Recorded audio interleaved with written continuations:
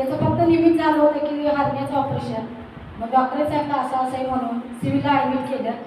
मग डॉक्टर म्हणजे ऑपरेशन करायला लागलं. ऑपरेशन केलं पण दुसऱ्या दिवशी तिसऱ्या दिवशी एवढा त्रास झाला त्याला की सलाईन काढून तो टाकून पळून गेला मागच्या साईडला, मागच्या दरवाजाने.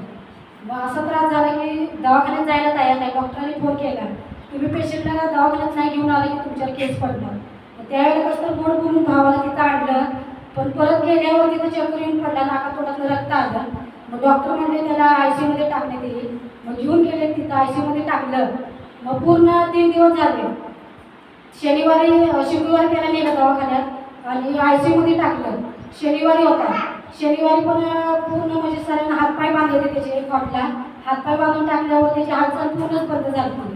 पूर्ण डॉक्टर म्हणजे तो कोब्यात गेला आणि आम्ही नो गॅरंटी म्हणून त्याची देणार, तुम्ही सही करा म्हणून सांगितलं. रविवारचा दिवस होता. सिस्टरांना मी फोन केला होता, सिस्टर असं असं झाले आणि भावाला ॲडमिट केले आणि ICU मध्ये आले. डॉक्टरांनी सांगितलं नो गॅरंटी म्हणून. सिस्टर म्हणजे त्यांच्या कानाला तुम्ही मोबाईल लावा. तिथं ICU मध्ये तर मोबाईल घेऊन जाऊ शकत नाही कोण. पण देवाचा चमत्कार, गौरी आणि माझी मम्मी होती तिथं. मोबाईल कसं लपून नेला. तिथं वॉचमॅन होता पण मोबाईल लपून नेला. सिस्टर म्हणजे नाही म्हणले पेशंटच्या कानालाच मोबाईल गेला पाहिजे. मी प्रार्थना करते तुम्ही नुसतं मोबाईल लावा. डॉक्टरांनी सांगितलं. मग प्रार्थना केली, मोबाईलवर फोन केला.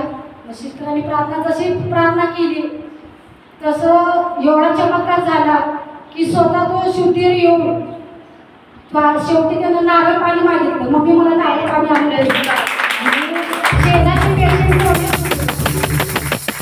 शेजारचे पेशंट कोमेमध्ये गेलेले पण डॉक्टरांनी त्याला सांगितलं आम्ही काही नो गॅरंटी म्हणून घेतो, तुम्ही सह्या करा. सही सुद्धा केली. शेवटी 2 पेशंट कळलं होतं, तो मध्ये होता. पण शेजारची 2 पेशंट केली. शेवटी माझ्या भावाला देवाने आशीर्वाद देऊन त्याला जीवन